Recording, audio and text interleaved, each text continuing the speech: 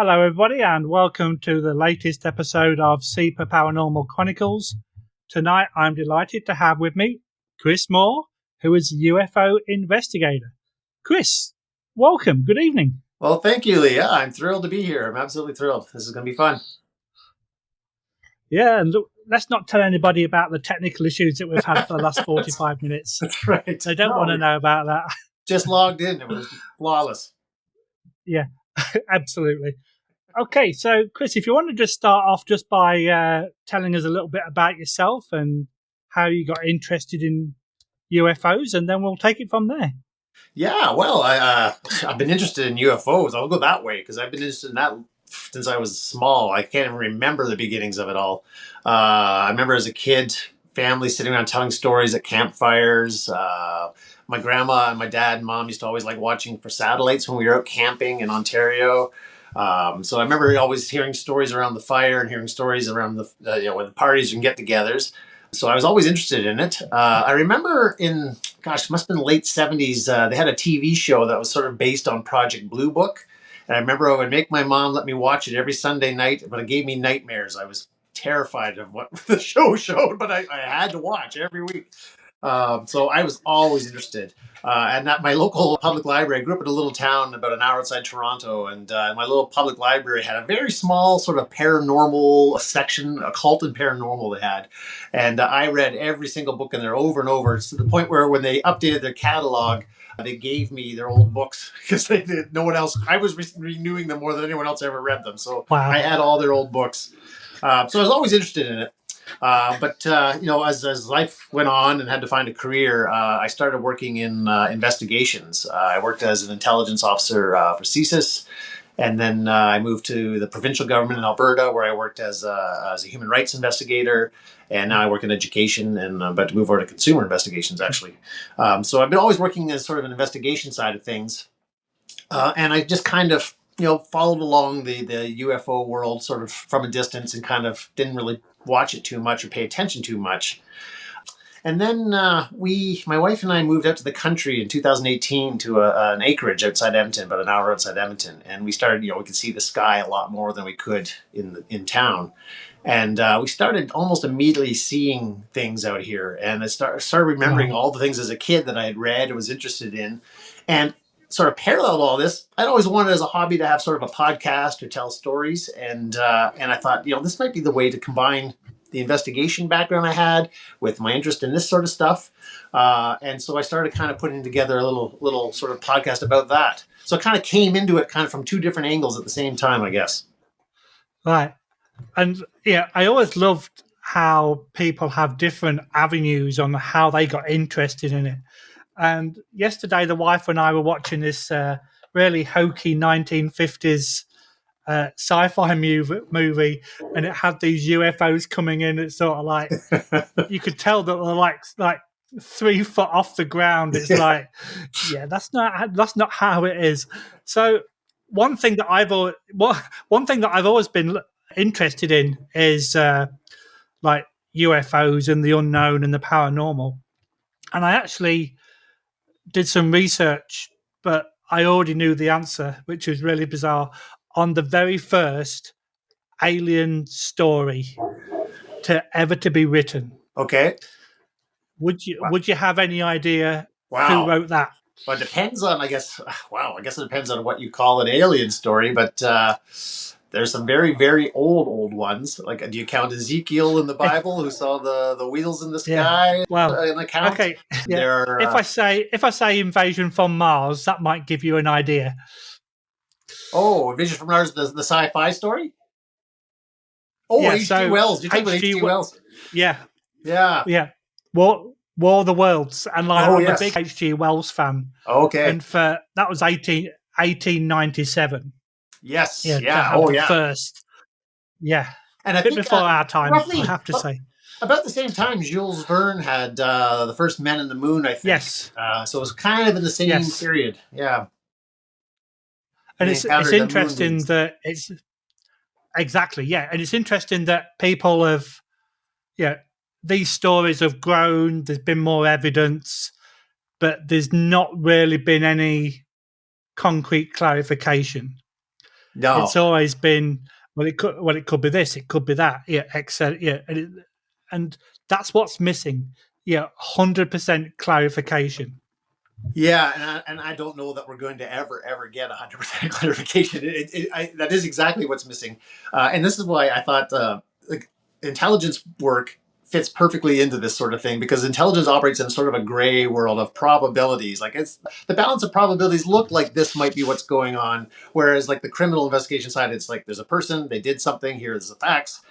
The UFO UAP thing, it kind of falls into that gray probabilities thing. They're hundreds of sightings every year. One of the people I spoke to was Chris, who does the survey, the Canadian UFO survey every year, and he was saying, the last year there was about 800 sightings in Canada that got reported. Of those, it's almost every year roughly the same percent, about somewhere between 10 and 8% are not explainable. The rest can kind of get explained as stars or shooting stars or Starlink satellites or drones or whatever. But there's always that little fraction that can't be explained. And it's whether we can't explain with what we know now or whether they just can't be explained. I don't know. You always have to live with a little bit of uncertainty in that world. There's always going to be that little bit of uncertainty. Yeah, I do love it when you go onto you watch some of these TV shows, and unexplained caught on camera, and people are filming this footage, and you're going, yeah, that's the Starlink train.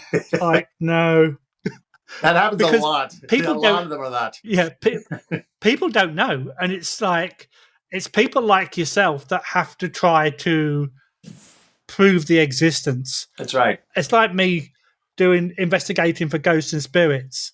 There's a lot of stuff that happens that's unexplained, but you can't put your finger on it and prove that particular existence. And that's what makes it fun. That's right. That's exactly right. That's what keeps it a mystery this whole time. And I remember years and years ago, maybe 30 years ago, I read Carl Jung, the psychologist, wrote a book on flying saucers. Just towards the end of his life, he wrote this book, and he summed it up nicely, and I think that's what makes it all worth investigating. He said, this is happening around the world, these flying saucers back in the 40s and 50s.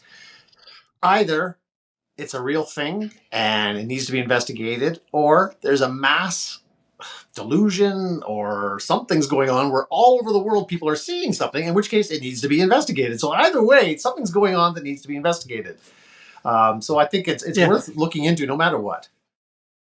Oh, for sure. So are you one of these people that people will contact you and say, I think I've seen a UFO? Or are you the type of person that investigates already recorded incidents? It's a bit of both. I'm only at the beginning of the people contacting me sort of stuff. I would like that. Yes, I'd like that very much. I'm just sort of getting to that kind of thing. But one of the other people I've spoken to is Christian Stepien, who's the chief technical officer at the National UFO Reporting Center in the United States. And they have no one in Canada looking into any of their Canadian sightings. And so he's been kind of giving me, here, why don't you go look at this one? Why don't you go look at this one? So they're fairly new, but they were reported there, and they kind of get fed to me to go take a peek at them. So it's kind of a bit of both. Now, some of those older ones, like the big famous ones, like Roswell, or in Canada, like Shag Harbor, or Stephen Mahalik in Manitoba in the 1967, those are very, very well investigated already. It's kind of, there's a lot of things that people know about them, and there's still a lot of unknowns about those sort of cases, and it would be me adding to more noise if I looked into those as well. But there's certainly a lot going on now. Like just this last Christmas, the whole drone thing that was happening everywhere. That was a very interesting moment. So there's a lot of things happening now still that are going on that need new eyes.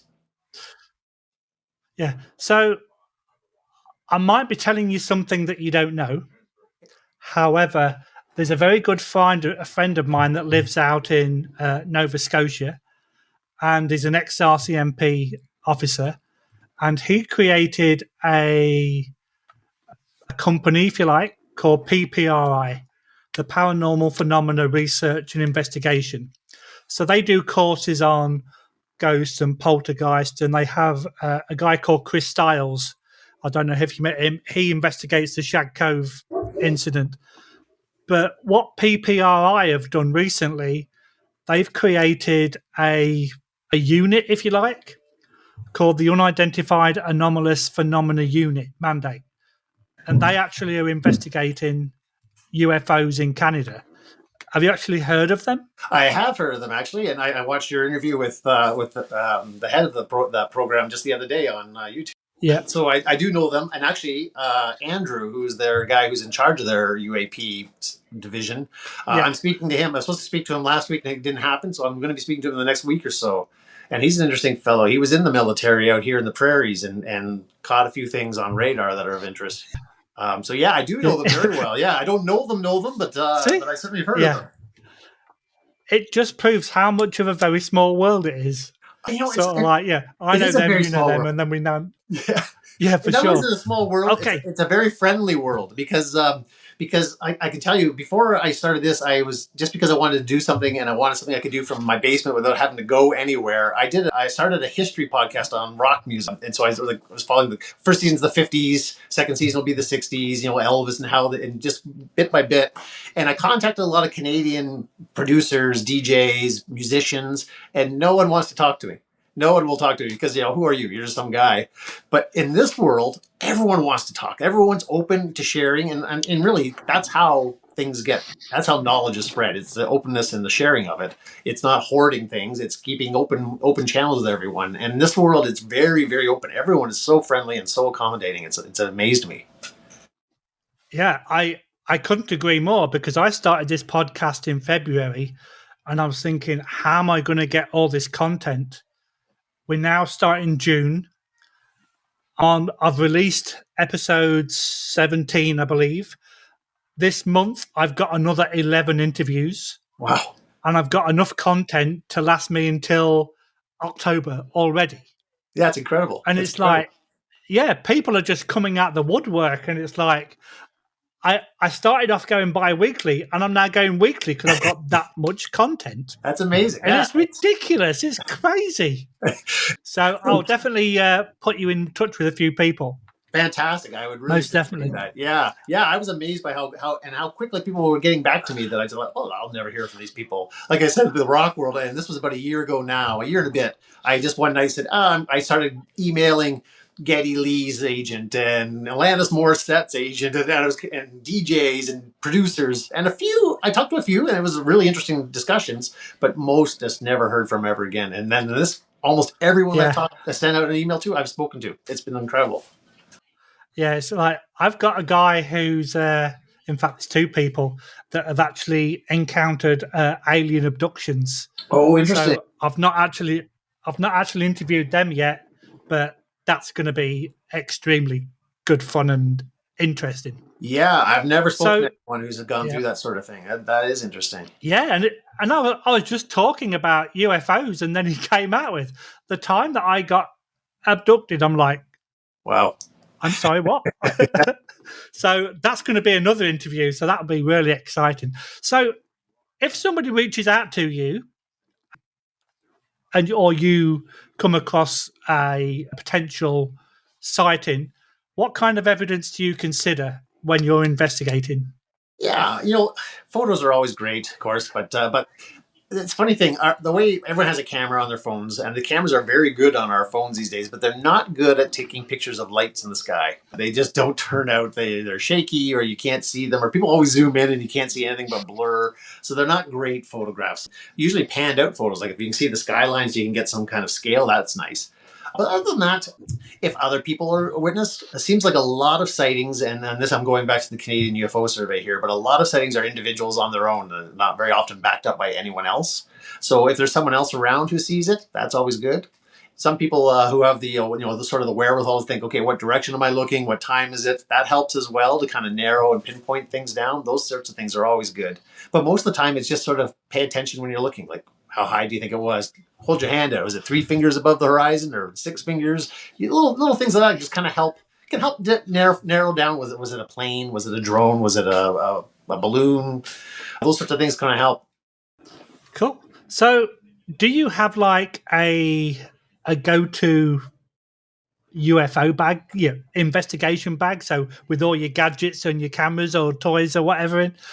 I wish I could say yes. That'd be so cool, but I don't. It's the same stuff I use every day. It'll be my phone, which has I have a little GIS program, so I can use like mapping to make notes on. It's actually an engineering program for free, like an open source engineering program. But I use it for this sort of thing, where okay, when I'm standing here looking this direction, and it has like real world satellite imagery, I can put notes on, almost like a Google Maps for your phone that you use yourself. I use that. I have all the usual programs and apps that everyone has, like the flight trackers. You can see, okay, what planes are going on. Heavens Yeah, above, so you can see what are the constellations at this time, or star systems, or whatever. Lots of satellite tracking programs, because there's so much junk floating around up there that could be easily misidentified as something anomalous.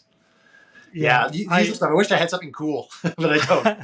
Well, I did see one TV show that I think it was called a DAP camera, which basically scans the skies, and if it sees something, it will go, "This is an aircraft. This is a drone." And it's Yeah. like, this is unidentified. I want one of them. But they're Yes. about, well, the wife looked into it, and they're a couple of $1,000s. So it's like, maybe for Christmas, but what not like just now. No, unfortunately, my budget doesn't allow for that kind of thing. Yeah, yeah, I am actually, and that's someone else I was speaking to in the States, the UFO or UAP DAP guys who make them. I'm speaking to them. yeah, He's put me in touch with some people in Canada who have them. A couple of them reached out. They're still hesitant of whether they want to talk or not, because a lot of them have their own personal stories of things they've experienced, and they're not sure if they want to share yet or not. But I'm working on a couple of them. I'm more interested in just their experience with the device. Like, how does it work? Has it been a lot of misidentifications, or how does that whole thing work? Because they look really neat. so yeah, so if you get the chance to get a DAP camera, get me one too. Okay, Okay, I'll work on that's it. the You bet. deal. That's the deal. Okay, you bet. Yeah, I yeah. was wondering how So, hard it would be to make one. I was looking at them and thinking, okay, there's a few devices here, but our phones have most of the apps that you could use to identify things. I was wondering how yeah. hard it would be to make one, but powering it's the Okay, so I'll yeah, I'll if I give you a week, I expect you to do some homework and come back to me and let me know how doable this is. it'll be me in a chair So with my phone is what it'll be. yeah, and that chair rotates as That's well, right. so Yeah, you that's can go right. around in That's circles. right. Yeah. So I know you've spoken about drones, you've spoken about Chinese lanterns, but in your personal opinion, what do you think is the most likely explanation for unidentified flying objects if they're not of alien in nature? Sure. Yeah, I would say it's funny enough, but lately drones seem to be a big thing, like personal hobby drones. They're everywhere. I live, like I said, an hour outside the city of the country, and every now and then I see one flying over, and I don't know who the heck out here has one. People, I guess farmers may use it to patrol their fields. I don't know, but they're everywhere. They're everywhere. So they are very common. And you also mentioned the Starlink thing. A lot of people are seeing them and not knowing what they are. Whether it's the train itself right after launch before they sort of slowly disperse, or I guess this newest thing that people are kind of aware of are the ones that are sort of in geosynchronous orbit, catch the sun every now and then and flare up. So you see like a bright flare. And since there's so many, I lost count of how many Starlink satellites are up there now. There'll be a lot of these little flares happening, I guess, all over the place. Oh, You have to yeah, see for that at the right sure. Yeah. time. But so they're going to be out there too. Yeah, so I think those drones, Starlink, are probably the two biggest things right now that a lot of people are seeing and not understanding what they're seeing. Especially drones, because they flap, they Yeah. move, they buzz around, they flash. Yeah. Yeah. Because I've got a friend that lives out, because I'm in Ottawa. So I've got a friend who lives just outside in the sticks, and you go into his garden, and he's a big UFO spotter. He's big into his astronomy, and he's showing me all the constellations. And then one night we did actually see the Skylink, yeah, the train going past, and it's like it was so obvious, and it was so cool to see because you don't see Yeah, them all the time. yeah. I remember the first time Yeah, seeing one. I had just come home I work in the city, and I had just come home. The sun was just going down, and I saw a satellite going overhead. And out here where I am, they always go on the same path. It's always sort of southwest to northeast here. They fly over that way almost every single time. And I saw the first time I was seeing, I saw a satellite. I thought, oh, that's a really bright satellite. And then there was one like a few seconds behind. Oh, there's another one. That's funny. It's the same path. Then another one, another one. And it took me a minute to realize, oh, I read about these. And then since then, I see the trains in a little bunch, and I see them as they slowly spread out. So I see them quite often here. But speaking of someone seeing them, we have some horses here. So every fall, we don't have enough land to grow hay. So we have hay delivered. And every fall, this farmer guy brings them, and he comes after hours and brings it at night. And I was telling him, well, I think there's a starling going over a train sometimes right about now. And he goes, what's that? And I said, oh, what's these satellites? Well, look, there they are now. And he looked up and he could not believe his eyes. There's little, the train of lights, like a little bus going across the sky. He couldn't believe it. And if I hadn't told him what it was, he wouldn't have known. He would have lost his mind. Yeah. So yeah, they are pretty impressive. Yeah, I do find that some people are completely oblivious to technology. Yeah, okay, they know who Elon Musk is, they know what SpaceX is. Yeah. But when they see something like that in the sky, it's like, what the hell's that? Yeah. That's right. And they've got no idea.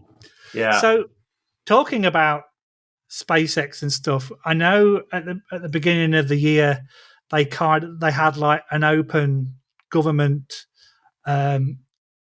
discussion, shall we say. And I remember one of the comments was, can you confirm the existence of alien life? And this guy actually blatantly came out and said, I cannot answer that question. What does that kind of mean to you? Yeah, it's the funny thing about the UFO UAP world is you can fall down into it very quickly and lose all touch with reality. And like, oh my god, they're covering this up. Oh, they're using the technology for this. And then you pull back for a second and you start looking at who's saying it and where they're getting their information from. Sometimes, and that's in these specific instances, the stories can kind of go back to the same origins. Like they didn't see it themselves, but someone told them about it. And who told them about it? Well, someone who read this article. And it always goes back to the same kind of beginnings, which are themselves are questionable. So I don't know. When I see these hearings, I sometimes wonder, okay, what is really happening here? Because I don't know that we're getting anything solid. We're kind of getting rehashed old stories, repackaged and brought back again. Now, that being said, I don't know. I don't know. I go back and forth on this. And it happens like everything else in the UFO world. It's one thing or it's one or the other thing, but both are interesting. So do I believe the government is hiding things? Yeah, they hide all kinds of things. Sometimes not deliberately. Sometimes it's just the way bureaucracies work. You don't even know what you don't know sometimes, and things are just buried in there. And when it comes to the United States government and the UFO situation, I don't know. Oftentimes I get a sense that if they are covering up, it's more covering up their own ignorance of things than anything else, because they would cause such panic if people knew that these things are intruding in our airspace, things are flying around our nuclear sites or other ships, and we don't know what they are. So instead, we'll downplay it. At the same time, I'll go back for a second here. There's an old line I remember from an Ian Fleming James Bond book I read way back when I was a kid. I think it was Goldfinger, and it was, if it happens once, it's happenstance. If it happens twice, it's coincidence. But if it happens 3 times, it's enemy action. And there have been so many times over the years in the UFO world with the military where, all the reports got lost or all the communications were deleted, even though they're not supposed to be. And it keeps happening. Happens too many times to be an accident or a one-off. So you start thinking, okay, what's going on here? Yeah. So, yeah, I don't know that they have technology, because if they did, why aren't they using it? Like, if these countries have access, why aren't they using it to, why is our economy in such bad shape when we could have all these things that they could even sell it and make a lot of money? I don't know. It seems like it's not being used if they had it. At the same time, why is there such an active cover-up? And it seems like there is. So I go both ways. You don't know. Okay. Yeah. And that's really weird because you mentioned about potential for cover-ups and things, but do they have something but they don't know what they've got? That could be one of the things as well. And then you mentioned about technology, but then people think that the stealth aircraft is alien technology. So, and I certainly heard that, and certainly back when the bomber and then the fighter came out back in whatever that was, the 90s, I guess, late 90s maybe. everyone said those were the triangles that people were seeing all this time. It was testing of those, but they seem to be testing them in strange places. If that is true, like Belgium and over cities. And okay, well, why are you testing them where everyone can see you testing it? That's not very secret. So I have heard that sort of thing as well. I always hear things like, well, the Russians have exact same information that the Americans have, and the same access. They've also been in contact with aliens, with the alien technology, but at the same time, like they're struggling in whatever they're trying to do in Ukraine. Like, why aren't they, why did they struggle in Afghanistan, or why they could have done more and they didn't? So why not? Why hold back? I don't know. I'm more inclined to think, and this only comes from my own working in the government.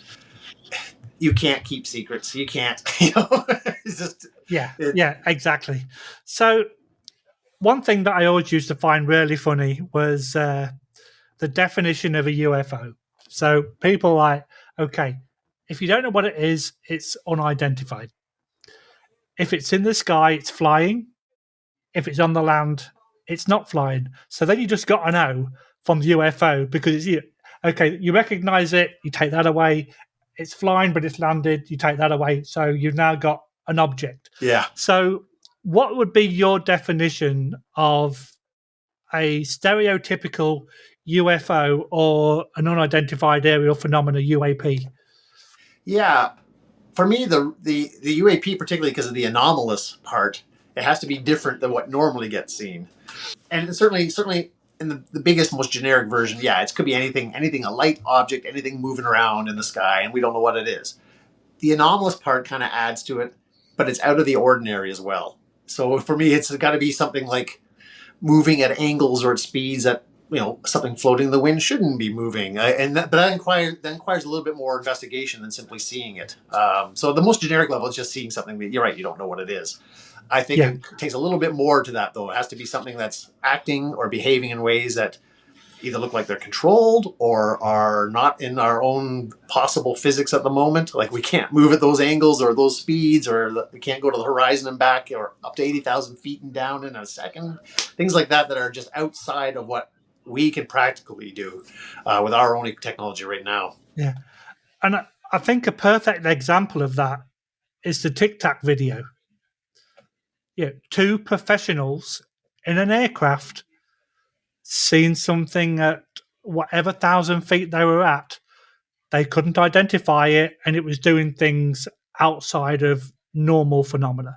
Yeah. So perfect example. Exactly. Yeah. And actually, that's also a good example of what's important to me in the whole process as well, which is the witnesses. And I know witness testimony is never trustworthy, as we know in criminal from watching Law and Order or whatever. We always told you can't trust witnesses, but they're a big part of this. Obviously, humans are a big part of the story of what's going on, of what we see and how we interpret it.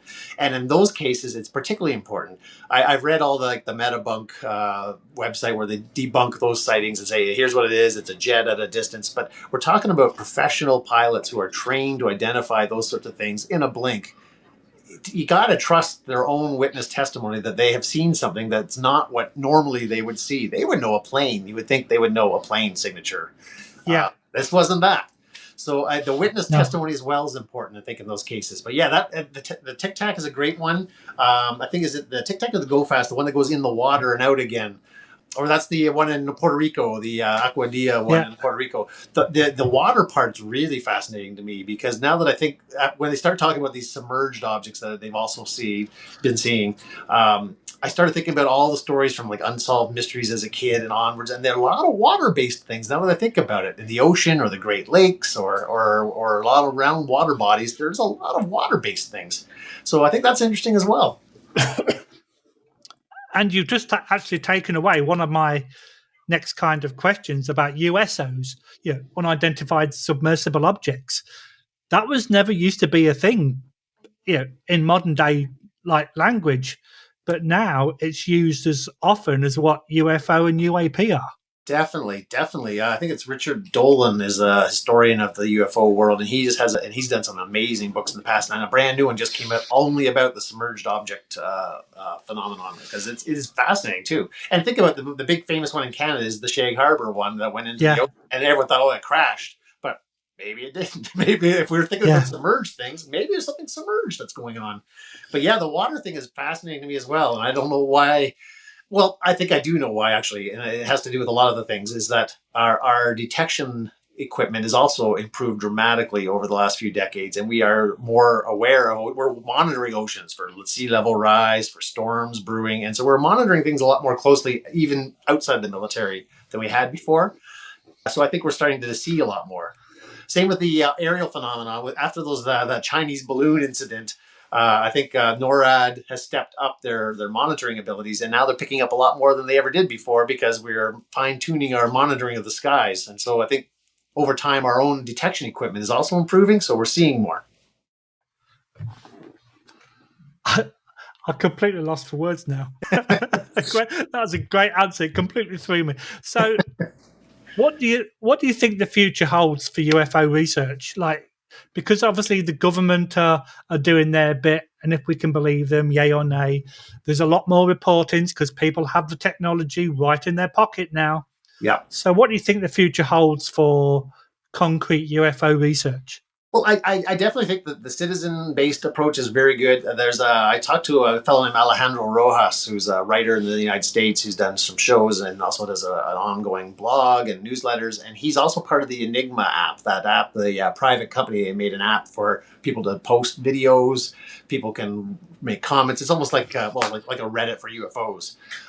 And so that's kind of handy. I have it on mine, and I look at it all the time because it updates me all the time. It says someone in your area has seen something, and it tells you where and when, and you can go look. And so the community-based thing is really helpful. People reporting and people also, debunking, I guess the way to say it is also helpful. People could say, oh, here, actually, I've seen many of those where someone reports a spiral in the sky and says, well, that's because a rocket launch happened over North America and it's wandered over Europe and it's out of control. Those kinds of things are very important. So I think the community-based science is going to be good. Also, things like the Galileo Project at Harvard, which is run by Avi Loeb, who's the head of the astrophysics department there. And it brings in like hardcore scientists to look at extraterrestrial phenomena. And it was the Oumuamua comet or whatever that was that triggered him to look into this stuff. But they're looking at all kinds of things.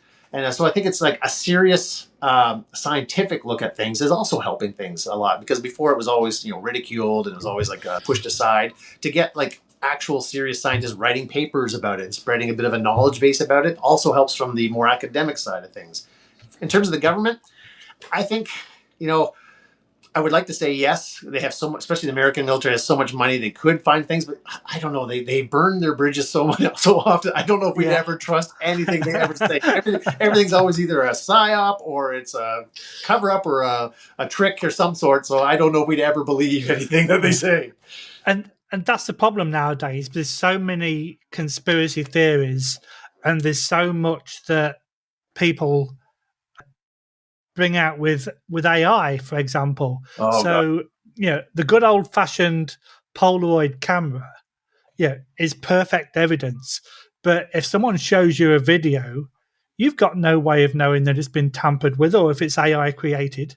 Yeah, not as a general user, you don't. Yeah, people with good, fantastic editing equipment and background in that area could, but I couldn't. You're right, and we wouldn't know. And the AI thing, you're right. If you just happen to cruise onto YouTube and look at any kind of shorts or any videos posted, so much of it's just AI generated, and it looks amazing. But then you think, wow, that's amazing. Why has no one reported on this in the news? Because that's not real. The AI thing is kind of polluting things a lot, Yeah, for sure. And you can say the same in the paranormal world as well. There's so many pictures and videos nowadays, and I call myself a skeptic with an open mind, and even I will go, if that door's closing by itself, I want to see what's behind the door, because you only kind of get a snippet of the video or something that's not right. And even if you want to talk about cryptids, me and the wife have a running joke where, oh my God, there's something over there, quick, set the camera to blurry. That's right. That's because right. because like with all this technology, why is everything so blurry? It just does not make any sense. It always is. I know one of my favorite comedians is a guy out of Montreal named Ryan George, and he had one of his little skits he made was about aliens and like crop circles. Like, we should make circles that'll show those humans, and so, but we should also appear, but only in front of people with substandard cameras. Yeah.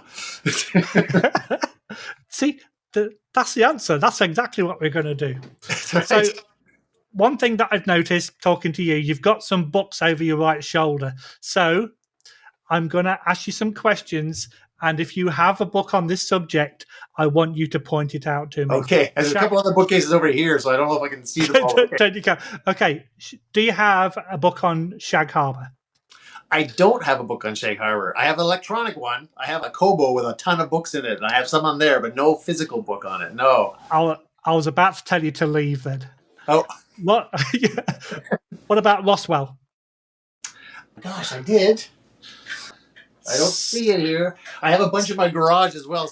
So I was a PhD student in literature, and so I had books and books and books, and I moved so often. It got so annoying to all my family to have to carry all these boxes that I put them in storage, and I rotate them every now and then. So it's in there somewhere. I had that one.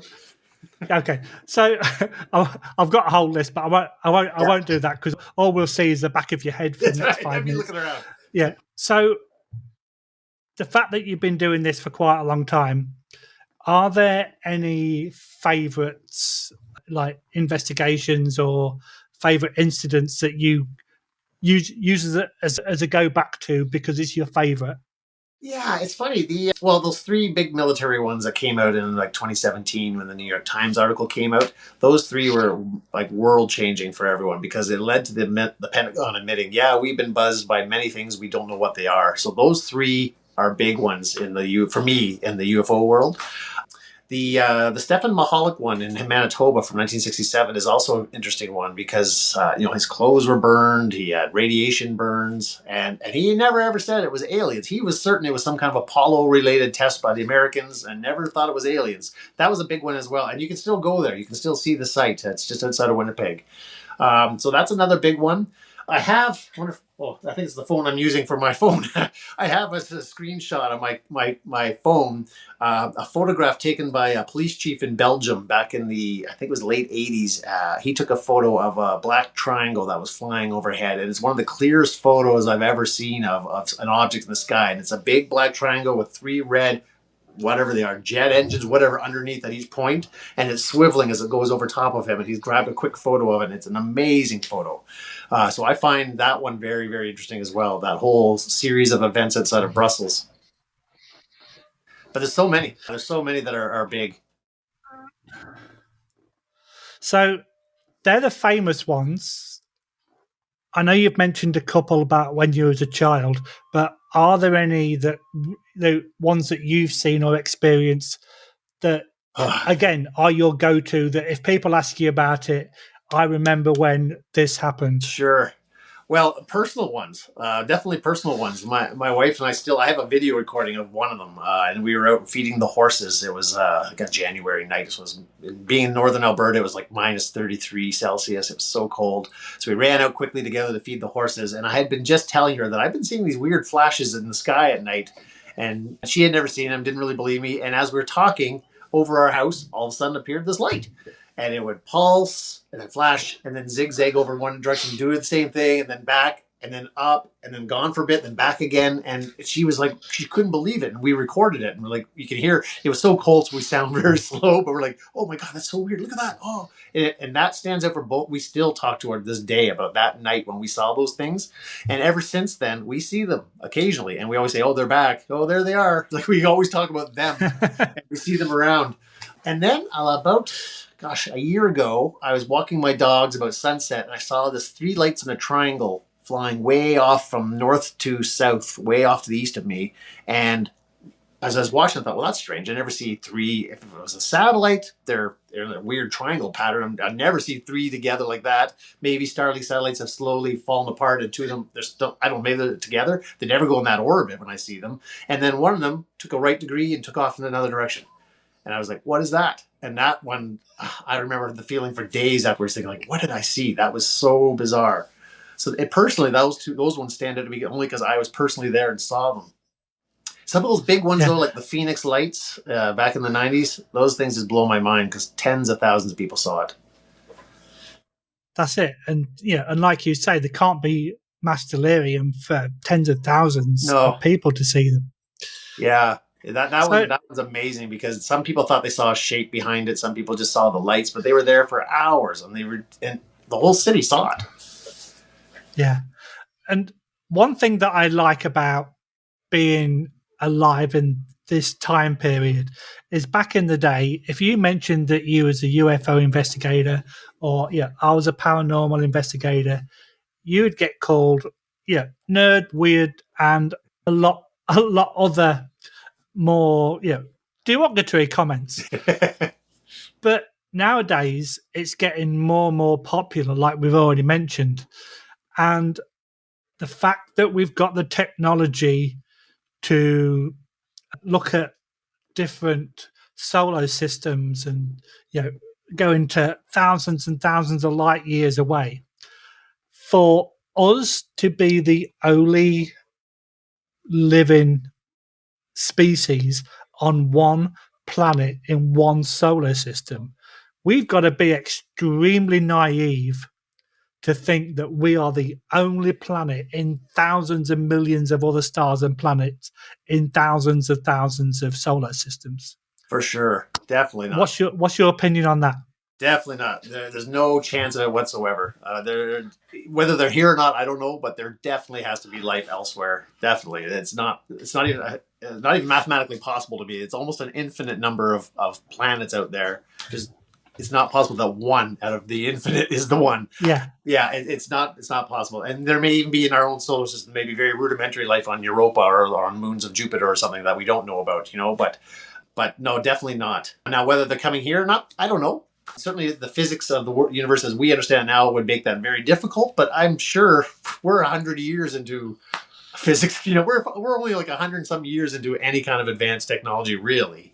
It was only like 1905 when Einstein came up with relativity. Like, we're barely into anything understanding this universe. So who knows what things we haven't quite understood or gotten to yet that is out there. That's right. And there could be a planet out there that's us in 1,000 years' time that has that technology. Cool, easily, yeah. There's so many older stars than our star. There could be systems around those stars that are much, much older than us by millions of years. Yeah. So we are coming towards the end of this, unfortunately, but I've got two key questions left. Sure. So, and this is brought us nicely into this next question. So, if the government were to publicly release a complete record of a UFO investigation, how do you think that would impact society? That's a good question. I think a while back, like maybe a couple of decades ago, it might have been a shock to everyone, but I don't know so much now.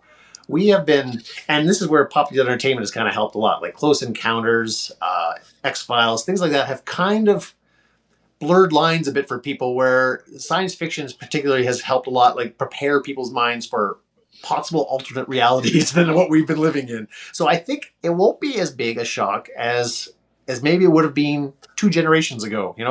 I think now it's more of a, oh, okay, that might make sense. I think only of our own world, we're discovering that, octopus is a smart animal, smarter than maybe as smart as us. We don't know. We're discovering, like, bees communicate, trees communicate. We're discovering things about our own world that we aren't the pinnacle of everything, that other creatures are way below us. They're complicated and intelligent creatures on this planet beyond humans. So it won't be quite so, I think, shocking to discover that there's something else. Yeah, because I know, like, in movies and TV shows, there's either been the aliens that have come here and coexisted, or there's been the ones like in Independence Day that just want to come and pillage the planet and move on to the next. That's right. So it's interesting how, like, Hollywood and all the other different film companies have got this persona of what an alien invasion or a UFO invasion would be like. So, if something did happen in reality, how different would it be? Yeah, and you know what? My favorite film about aliens coming to Earth is Arrival. I don't know if you've ever seen Arrival, and it's so different than the usual one. And it's all about a linguist trying to, and there are these giant sort of cephalopod creatures that speak with ink, but they speak their language involves time, and by learning it, she starts experiencing time a little different, and it's so alien and different. Unlike most movies where they're just sort of people, or like Star Trek where they're just sort of they're all kind of everyone's kind of human like in space. Yeah. They're very different, and it kind of helps set up a different kind of set. Well, this could be like it'd be like talking to dolphins. Like it could be very very different than just someone landing and talking to us and waving. Yeah. So it's funny you just mentioned that. So my final question, and this actually came about after speaking to a Bigfoot investigator. So if you were lucky enough to experience a real UFO landing and then to encounter aliens of however they exist in their lifetime, would you announce it to the world or would you keep it to yourself? Yeah, I would announce it. The whole thing is about sharing, and I get also that inevitably it'll become part of the lore. Like, oh, that guy lied about the aliens or whatever. It all kind of gets subsumed and attacked and ripped apart or whatever. But yeah, I would. I'm reminded of the film Contact. When Jodie Foster at the end, and no one believed her that she had gone off into seeing all these things, and they said that you were only gone for a few seconds. Like, what are you talking about? But that she did see it and she did share it, and it kind of starts. The old theory of chaos theory that the butterfly wings can cause a hurricane on the other side of the planet. It just takes a little bit to move the whole thing. Yeah, because the reason why I asked this Bigfoot investigator and the answer that he would not release it to the public, or if he did, he would give a false location because his objective is to research these creatures, and if he found that they did exist, he wouldn't want to jeopardize that species. Yeah, which makes perfect sense to me. You know how humans are. We would destroy that habitat in a minute. We'd be trampling down. Exactly. Yeah, that's true. But slightly different from UFOs and aliens because they can just basically jump back in their ship and go, "Okay, see ya." I'm pretty confident they can and handle you wouldn't themselves. be able. Yeah, I'm sure if they can do all this and come here, they can handle themselves from around us. I would hope. Exactly.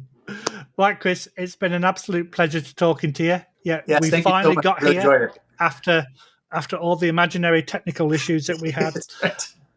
It was I'd love to talk to you some more. Down. That's what that was. Shh! Tell no one. Tell no one. Like I say, it's been an absolute pleasure. I thank you for your time, and hopefully we can talk again.